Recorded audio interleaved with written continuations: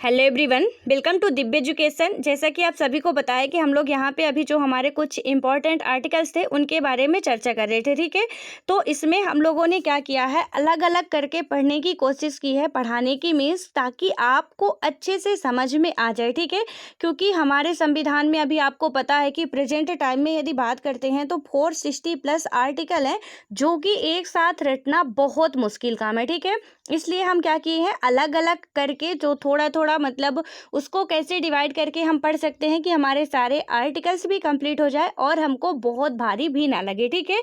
तो I hope मैंने अभी तक जितने आर्टिकल्स आपको समझाए हैं, तो यदि आप 1 से 2 बार वीडियो को अच्छे तरीके से देख लेते हो तो मुझे नहीं लगता कि आपको फिर जल्दी वो भूलने वाला है, ठीक है। उसके बाद अब हम आज बात करेंगे, अभी तक हमने राष्ट्रपति तक के आर्टिकल जितने भी थे उनकी चर्चा कर ली है, यानी कि भाग 1 की बात की उसमें 1 से 4 तक आर्टिकल देखे। उसके बाद भाग 2 में हमने 5 से 11 तक, भाग 3 में हमने देखा कि 12 से 35 तक, भाग 4 में देखते हैं कि 36 से 51 तक था। और ये जो मैं बता रही हूँ अभी भाग 4 में 36 से 51 तक, वो एज इट इज ऐसे क्वेश्चन पूछ लिया जाता है।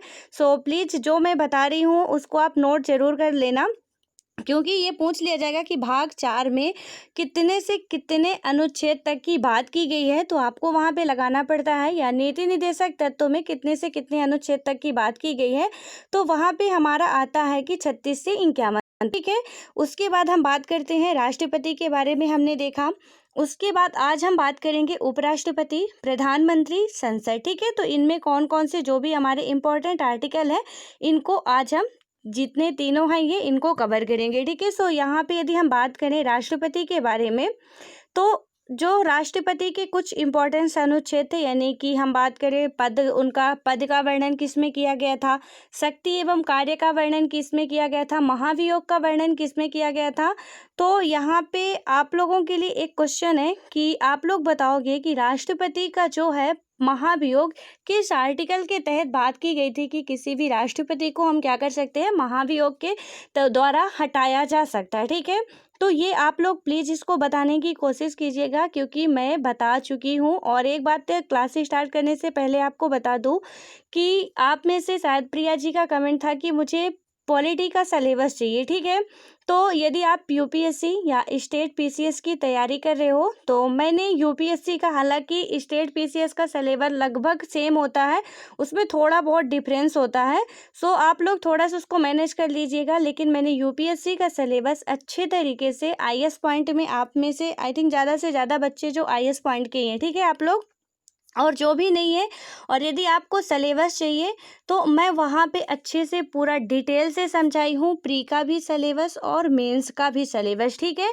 दोनों ही सिलेबस को बहुत ही अच्छे तरीके से समझाने की कोशिश की गई है, और बारीकी से, ताकि आप छोटी सी छोटी गलतियाँ भी जो होती हैं वो भी ना हो, ठीक है। तो आप वहाँ से जाके देख सकते हो और पूरा समझ सकते हो क्या कैसे है। आईएएस पॉइंट यूट्यूब पे चैनल है एक, तो मैं वहाँ पे अभी एनसीईआरटी जो हमारी पॉलिटी की है तो उसको स्टार्ट की हुई, ठीक है। पूरा उसमें एनसीईआरटी का सीरीज चल रहा है, और ये चैनल बस इसीलिए बनाया गया था ताकि मैं यहाँ पे जो भी हमारी स्टैंडर्ड बुक है, यानी कि की जो एम लक्ष्मीकांत जी की बुक है, और जियोग्राफी की जो महेश वर्णवाल जी की बुक है, मैं उनको कंप्लीट करा सकूँ, ठीक है। क्योंकि यदि कोई अभी पेपर देने वाले जो हैं तो उनका पीछे ना रह जाए, इसलिए मैंने इसको स्टार्ट किया था।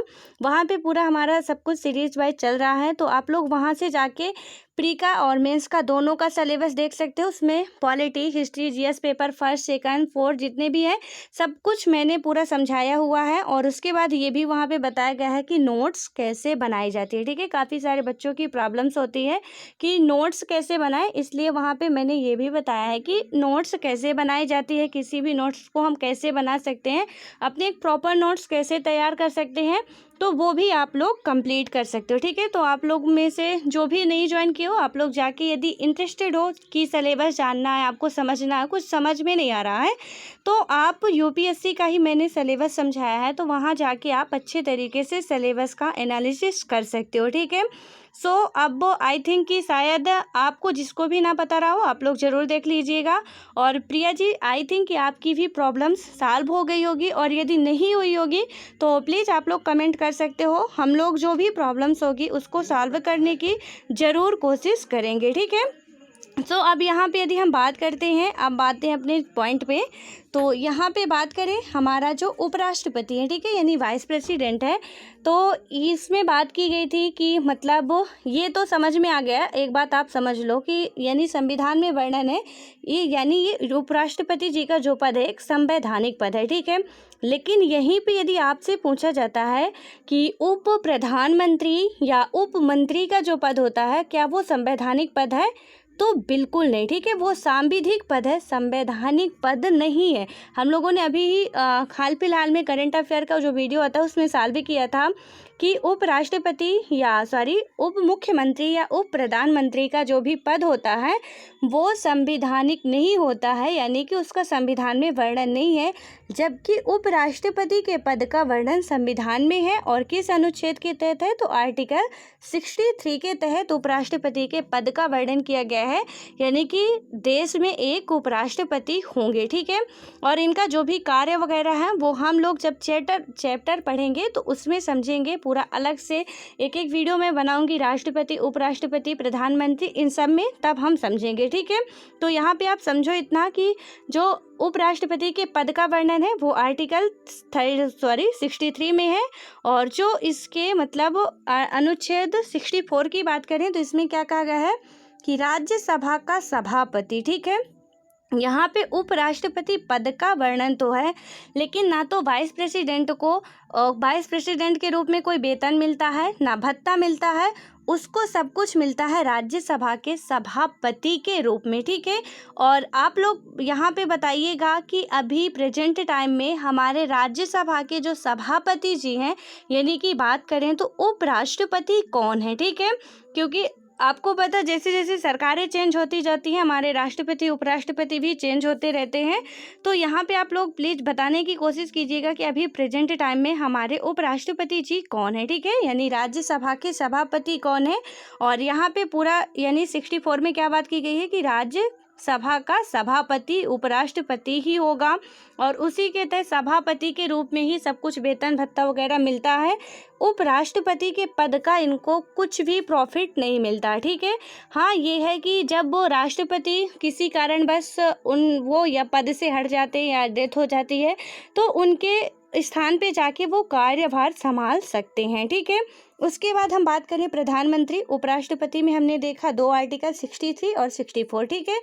उसके बाद हम बात करते हैं प्रधानमंत्री यानी कि पीएम, जो कि हमारे कार्यपालिका के हेड होते हैं, ठीक है। यानी कि जो प्रमुख हैं वो तो राष्ट्रपति होते हैं, लेकिन वास्तविक प्रमुख की हम बात करें तो कौन होते हैं, प्रधानमंत्री जी होते हैं, ठीक है। इसमें हम बात करें आर्टिकल 74 की, यानी मंत्रिपरिषद, ठीक है।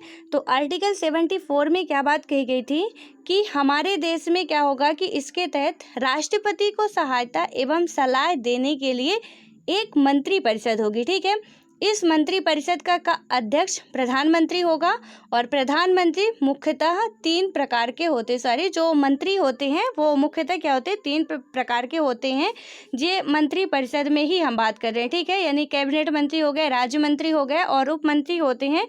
तो ये 3 मंत्री होते हैं, यानी यहाँ पे मेन रूप से आप इतना समझो कि जो आर्टिकल 74 है, ठीक है, उसके तहत क्या बात की गई थी कि एक मंत्री परिषद होगी, किसकी सहायता के लिए होगी, राष्ट्रपति जी की सहायता के लिए होगी, ठीक है।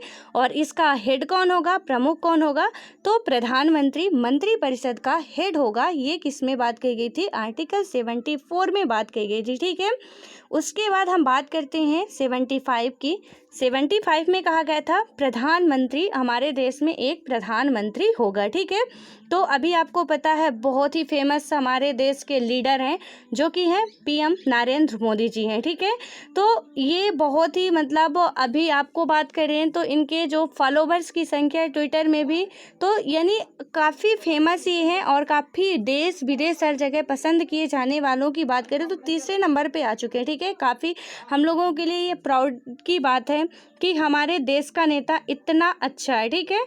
तो यहाँ पे प्रधानमंत्री की बात किस में की गई है, आर्टिकल 75 में। और एक मंत्री परिषद होगी राष्ट्रपति की सहायता के लिए, जिसका प्रमुख होगा प्रधानमंत्री। तो मंत्री परिषद की बात किस में कही गई है, 74 में, ठीक है। उसके बाद हम आते हैं संसद की यदि हम बात करते हैं तो यहाँ पे देखते हैं अनुच्छेद 79, ठीक है, यानी आर्टिकल 79 में बात की गई कि हमारे देश में भी क्या होगी, एक संसद होगी, ठीक है।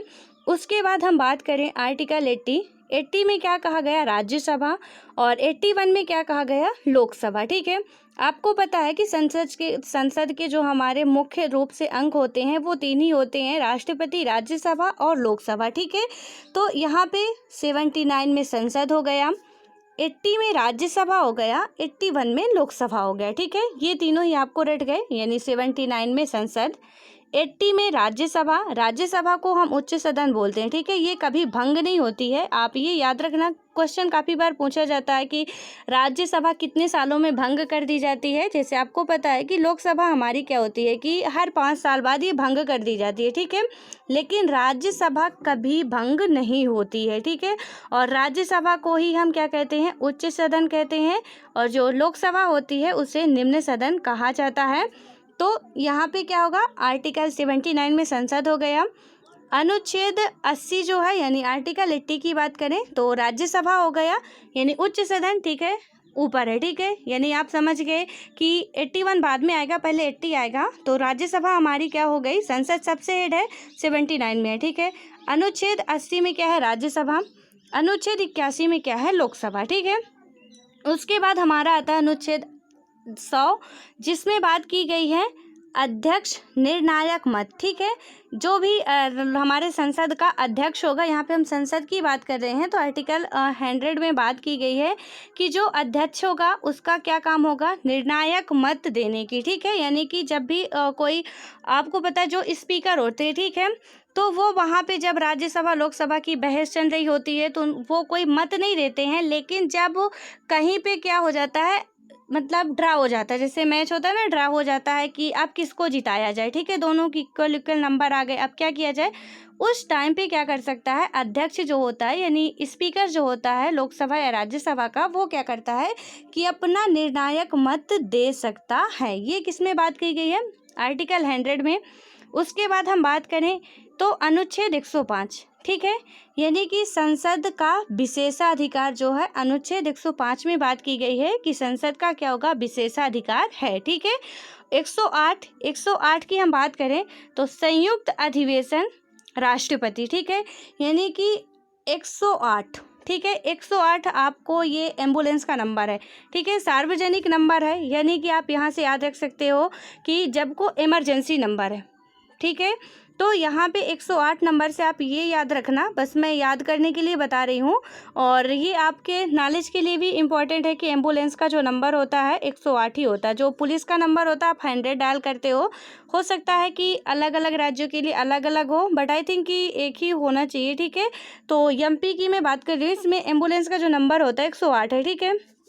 108 से यानी कि सबके लिए समान है, ठीक है, कोई किसी को भी इमरजेंसी होती है बुलाया जाता है। 108 अनुच्छेद की हम बात करें, यहाँ पे संयुक्त अधिवेशन, ठीक है, यानी कि सबको यहाँ पे जो भी होता है कि राष्ट्रपति को 108 अनुच्छेद के तहत ये शक्ति प्रदान है कि वो संयुक्त अधिवेशन बुला सकते हैं, भंग कर सकते हैं, ठीक है। तो ये किसको अधिकार है, राष्ट्रपति को 108 के तहत अधिकार है, ठीक है। तो यहाँ पे आप याद रखना 108 संयुक्त अधिवेशन, और ये संयुक्त अधिवेशन बुलाने का अधिकार किसका है, ऐसा क्वेश्चन कई बार स्टेट पीसीएस में पूछा गया है या अदर एग्जाम में भी पूछा गया है कि संयुक्त अधिवेशन बुलाने का अधिकार किसको है, तो राष्ट्रपति को है, किस अनुच्छेद के तहत, 108 अनुच्छेद के तहत, ठीक है। उसके बाद हम बात करते हैं 110 में आता है हमारा धन विधेयक, ठीक है। 112 बजट आता है, जो हर साल बजट पेश किया जाता है, और 116 में बात की गई है लेखा अनुदान की, ठीक है, कि जो ना तो इसमें है, ठीक है, क्योंकि आपको पता है, ठीक है, धन विधेयक आया, बजट आया, लेकिन लेखा अनुदान का मतलब ये है कि जैसे आपने बजट पेश कर दिया, ठीक है, और आपने पूरे साल भर का बजट हमने पेश कर दिया कि चलो इतना बजट बन रहा है, लेकिन इमरजेंसी में कोई बात आ गई, ठीक है, कहीं पे आपदा आ गई कोई, जो कि हमको पता नहीं थी, कि हालांकि हमने पहले से बना रखा था, लेकिन हमको फिर भी ये पता नहीं था कि ये ऐसी विपत्ति सामने आ जाएगी। अब उसके लिए हमको तुरंत क्या करना है, बजट पेश करना है, पास करना है, तो हम क्या करेंगे, उसको हम क्या बोलते हैं, लेखा अनुदान। ये किस में बात की गई है, 116 में, ठीक है। तो 110 में धन विधेयक, 112 में बजट, 116 में हमारा क्या है, लेखा अनुदान है, ठीक है, और 117 में क्या है, वित्त विधेयक है, ठीक है। आप में से जो भी एग्जाम दिए होंगे बिल्कुल उनको पता होगा कि इनसे कितने ज़्यादा क्वेश्चन पूछे जाते हैं। ये जो हमारा है धन विधेयक, बजट और वित्त विधेयक, तो एज इट इज क्वेश्चन पूछ लिया जाता है कि वित्त विधेयक किस अनुच्छेद में है, ठीक है। तो यहाँ पे आपको 2-3 दिए जाएंगे कि 108, 110, 112, 116, 117, वहाँ पे आपका राइट आंसर हो जाएगा 117, ठीक है। लेकिन जब आपको अच्छे तरीके से पता होगा तब, नहीं तो आप कंफ्यूज हो जाओगे कि धन विधेयक क्या है, वित्त विधेयक क्या है। तो जब धन आएगा उसके बाद ही वित्त बनेगा, ठीक है। यानी कि 110 में पहले धन विधेयक होता है, फिर बजट आता है हमारा। जब हमारे पास धन आया हमने बजट बनाया, बजट बना के क्या हुआ, पूरा जो वित्त था उसको तैयार किया, ठीक है। यानी कि 110 में धन विधेयक, 112 में बजट, 116 में लेखानुदान यानी कि कोई भी इमरजेंसी में आप निकाल रहे हो, उसके बाद 117 में क्या हो गया, वित्त विधेयक हो गया, ठीक है। सो आई होप कि ये आपको अच्छे तरीके से समझ में आ गया होगा। तो यहाँ पे एक बार हम लोग और रिवीजन कर लेते हैं इसको। बात करें उपराष्ट्रपति की, तो आर्टिकल 63 पद का वर्णन उपराष्ट्रपति जी के, ठीक है। आर्टिकल 64 यानी कि राज्यसभा के सभापति होंगे कौन, भारत के उपराष्ट्रपति, ठीक है। और उनको वेतन भत्ता वगैरह सब कुछ उपराष्ट्रपति के रूप में ही मिलता है। उसके बाद हमने प्रधानमंत्री की बात की, इसमें कितने इंपॉर्टेंट है आर्टिकल 63 और 64, ठीक है।